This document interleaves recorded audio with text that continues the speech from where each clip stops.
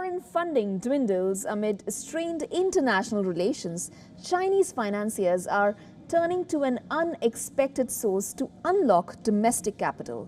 A centuries-old card game known as Guandan, translated as throwing eggs. This poker-like game has found its way into the hearts of bankers, business executives, and even local officials, seeking to strengthen connections.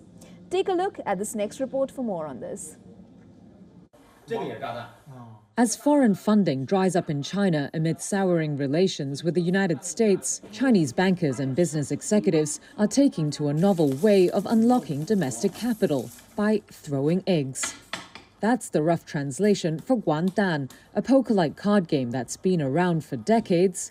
But it took off among venture capitalists a few years ago when they realized it was popular among wealthy local government officials in eastern regions. Lawyer and Guandan trainer Li Keshu said business people like it because they can deepen relationships with others by playing. When dealing with different departments in the financial circle, people can build friendships with each other by playing Guandan. As a way to communicate, people prefer using entertainment to communicate.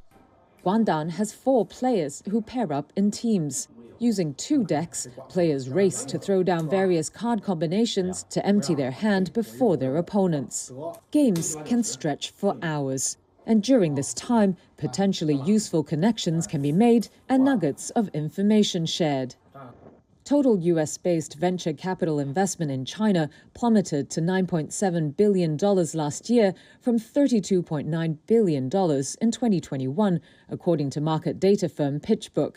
And domestic private capital has also dwindled as President Xi Jinping signaled his preference for a bigger state presence in the economy by cracking down in areas from technology to real estate over the last few years.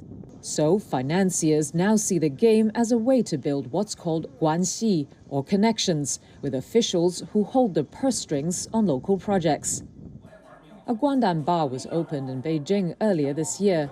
Owner Hua Min said her customers range from retirees to young professionals seeking to break into new social circles.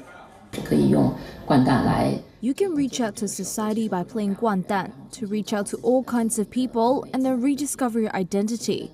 I feel that under such circumstances, playing Guandan allows you to do that with minimal trial and error.